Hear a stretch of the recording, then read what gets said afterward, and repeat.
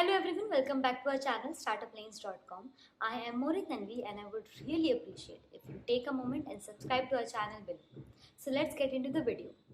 So today we are going to talk about a name that has market presence in hundreds and thousands of chicken lovers in our country. And even if you're not a chicken lover, the inspiring story of colonial standards will inspire you and will beg you to know more about them. So the story is about a man who is an excellent example of persistence, commitment and determination. So yes guys, you have guessed it right. Today we are going to talk about the founder of the most loved chicken in the world, which is KFC. And the founder was Colonial Standards.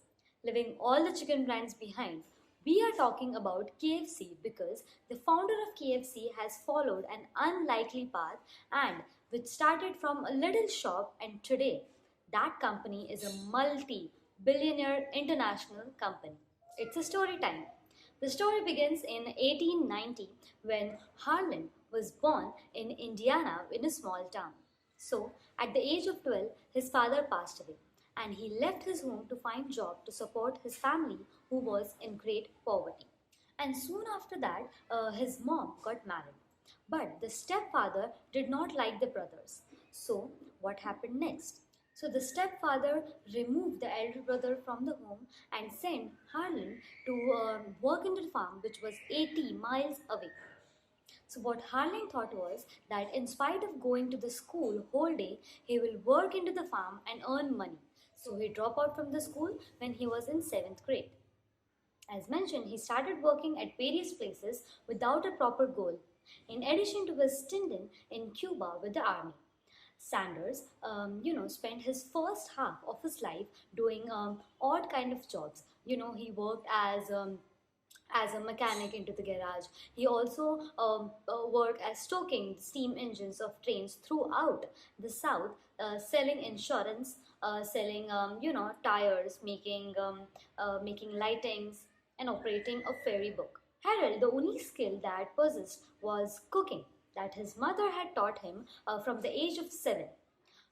After trying his hand at many odd jobs, he couldn't stay at any place for long. Later, he became a cook and a dishwasher in a small cafe.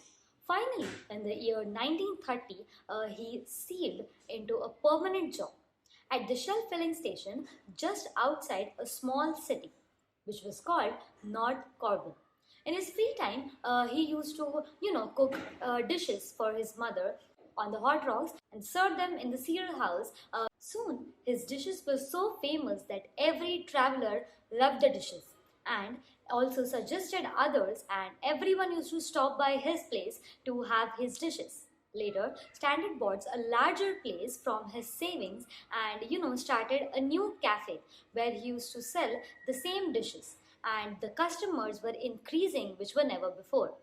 In 1930s, he increases his dishes, and in 1936, he introduced his ever famous fried chicken into his menu, which was so famous that he started introducing more fried chicken recipes into his menu. In 1937, he bought another place which was larger than before, and now he could accommodate 150 people at one time. He was very happy.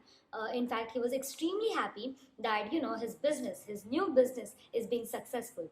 But he did not stop here. He tried new things to expand his business and increase the customer base. Later, to gain more knowledge about the customers, he traveled around many restaurants and started cooking his famous fried chicken into those restaurants at the time of the order. As mentioned, he did this to expand his business and to increase the customer base. But unfortunately, his recipe was rejected by 2009 restaurants as they did not like the taste of their chicken. But Standards did not stop here. He went on going to new restaurants and cooked there as well. And one day, one owner of the restaurant bought his recipe as he liked it.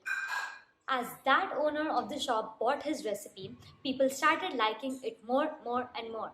In 1963, around 600 restaurants were selling the same recipe of Standards all over the country. And soon after 4 years, Kentucky Fried Chicken was at the peak of its success. Now you must be thinking that, wow, this was the success of KFC. But no, Standards thought to sold his company to a private investor named John Y. Brown into the deal at one deal that he will remain the face of the company. Also, he will get 2 billion into cash. And apart from the face and the cash, he was paid $250,000 every year as the royalty of his face. Standard was of course not ready to sell his baby. At the age of 75, he thought that no one has seen tomorrow. So he sold it to let the company grow more and more. He never focused on money. He only focused on the customer experience, the quality and the quantity which he is providing. KFC implemented standalone stores but specialized in the take-home model by the year 1967. Later, KFC started by starting its stores in Canada and soon spread in 40 countries and 3,000 outlets by the end of the 1970s. KFC chain had many, but under the ownership of Yum Brands in 1997, soon he added many more recipes into their menu like desserts, sandwiches, and drinks. Cash would complement express selling fried chicken recipes. By the year 1991, sales heads up and recent estimates $6.2 billion for a total 2,500 outlets around the world. Well, that was just the beginning of the expansion of KFC, as there was no stopping to their ever-growing company. Today's KFC is the second largest restaurant chain in the world.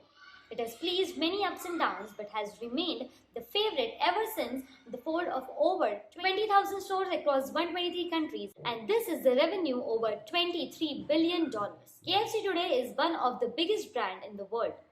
Standards may have lacked the motivation to become as wealthy as he could have been for his favorite fried chicken recipe, which is more than he could have ever hoped for when he hit the road at the age of 65 for the cars full of cooking supplies of spices. So this was the whole backstory.